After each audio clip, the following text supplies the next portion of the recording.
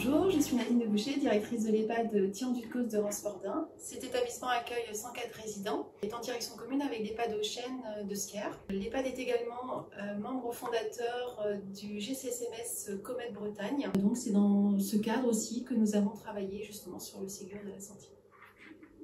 Donc, bonjour, moi je suis Laure Bourlet, je suis cadre de santé dans l'établissement depuis 2019.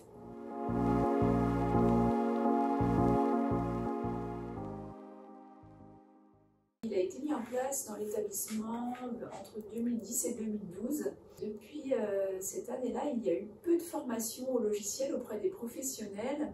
Donc c'est vrai que quand on est arrivé en 2019, on a réinstauré les formations au logiciel de soins en identifiant sur la base du volontariat des référents, ce qui permet aux professionnels référents de faire le lien avec les autres professionnels qui sont peut-être moins à l'aise avec le logiciel.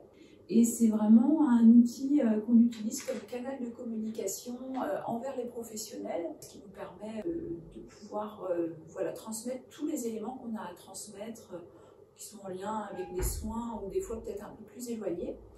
Et on a vraiment à cœur d'optimiser ce logiciel et vraiment l'utiliser dans sa pleine potentialité justement pour pouvoir coller à ce qui est recommandé. Et c'est un logiciel aussi qui évolue au gré de la législation. Et donc avec l'INS, on a pu voir son évolution et communiquer aux professionnels justement dans quelle mesure il évolue.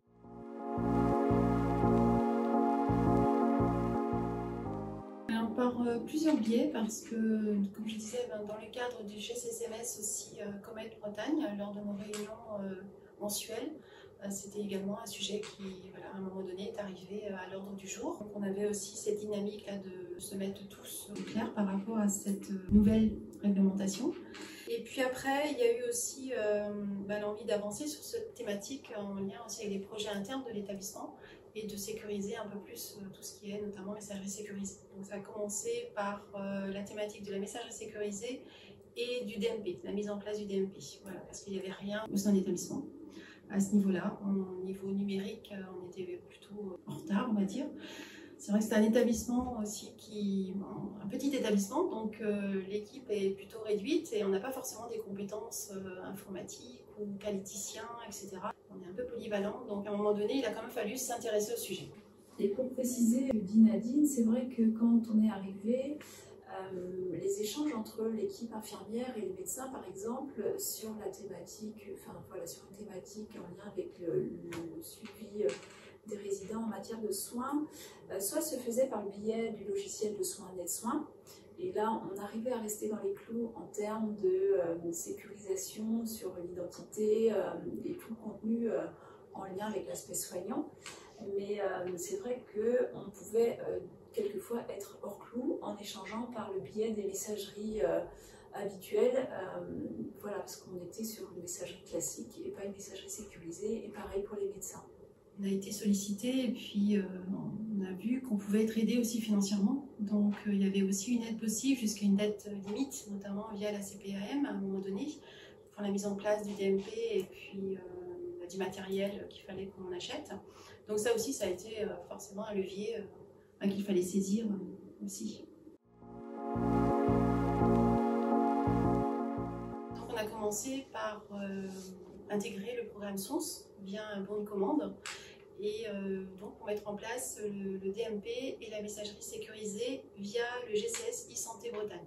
De fil en aiguille, les choses se sont mises en place et en fin de compte, une chose amenant l'autre, on s'est rendu compte qu'on pouvait continuer à travailler ensemble et on est parti donc du coup sur l'identité-vigilance avec la thématique donc, de l'INS.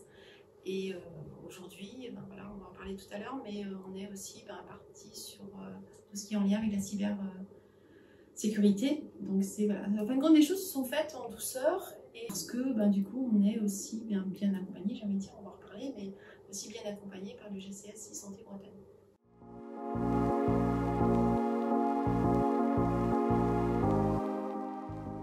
Les points positifs, en tout cas, c'est comme je disais tout à l'heure, c'est l'accompagnement vraiment personnalisé du GCS e-Santé qui apporte donc des connaissances techniques, informatiques et aussi juridiques.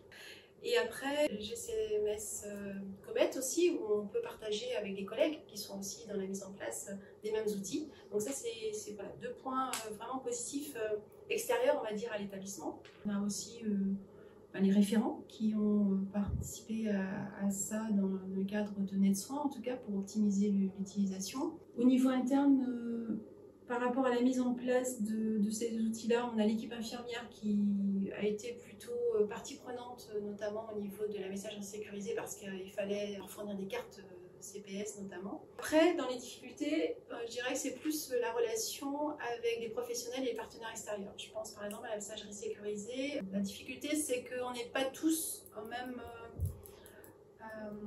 même niveau de maturité, que ce soit numérique ou sécurité, par rapport aux partenaires avec qui on travaille. Je pense au laboratoire, je pense à la pharmacie, je pense à l'hôpital aussi, par exemple. Voilà, moi, ce que je pourrais dire des difficultés rencontrées.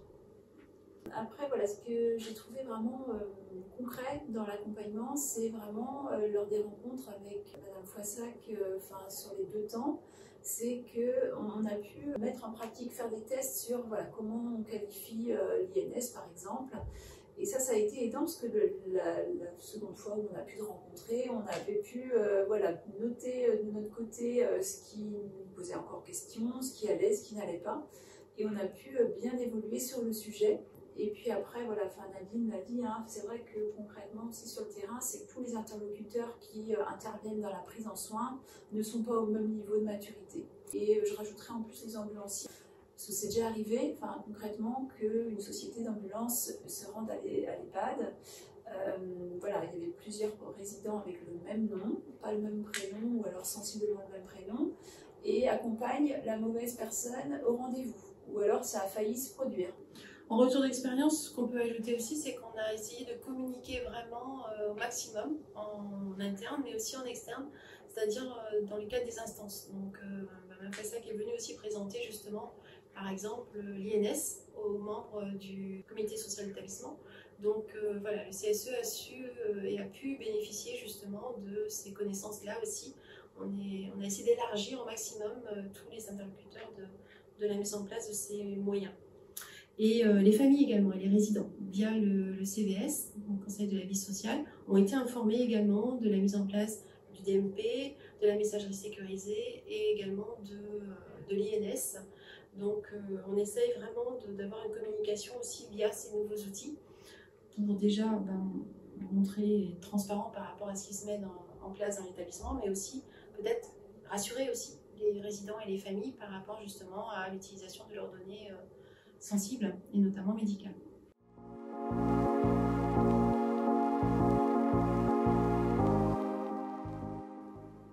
Je dirais une sensibilisation plus grande par rapport à ces sujets-là. On essaye donc de transmettre, comme je disais, via les instances, via les échanges qu'on peut avoir, pour que le maximum de professionnels soient aussi attentifs et vigilants dans leur pratique au quotidien, et notamment via par exemple la charte d'utilisation SI, qui n'existait pas jusqu'à présent, ou en tout cas qui ne répondait pas en tout cas à la réglementation telle qu'elle doit répondre aujourd'hui. Donc on a travaillé sur ce sujet-là. Aujourd'hui, tous les professionnels ont reçu la nouvelle charte qui a été validée donc aux instances, et les nouveaux professionnels recevront également cette charte dans le cadre de leur accueil, avec le livret d'accueil du nouveau professionnel. Voilà un exemple qui montre que nos pratiques ont changé, qu'on essaye de vraiment intégrer cette réflexion et cette vigilance dans nos pratiques. Bon, bien sûr, c'est pas parfait, hein, on a encore des choses à améliorer, mais je pense que sur ce thème-là, on a quand même avancé.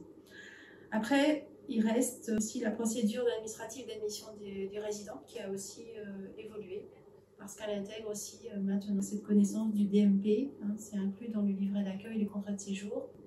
La responsabilité aussi qu'a l'établissement de l'utilisation des données, donc en lien avec le RGPD par exemple. Donc tout ça c'est intégré dans les documents que l'on propose aux futurs résidents et aux familles, donc chose qui n'existait pas avant. Donc à ce niveau-là, je pense aussi qu'on a avancé.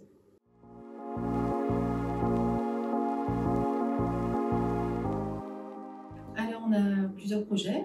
Donc du coup, à court terme, on va mettre en place donc, une nouvelle messagerie sécurisée. Donc ça devrait se faire dans les semaines qui vont venir. Et ensuite, le projet, on va dire, à moyen terme, c'est de travailler sur la cybersécurité, en lien toujours avec le GCS e-santé et les collègues aussi dans le cadre du GCMS et SMS Comet, parce qu'on est tous concernés par le problème, en tout cas, parce que c'est quand même assez courant maintenant de voir des attaques d'établissements sanitaires, certes, mais aussi médico-sociaux et de petite taille en plus. Donc il faut se préparer, en tout cas au maximum, avec les moyens que l'on a. Donc voilà les deux grands projets de l'établissement en lien avec cette thématique.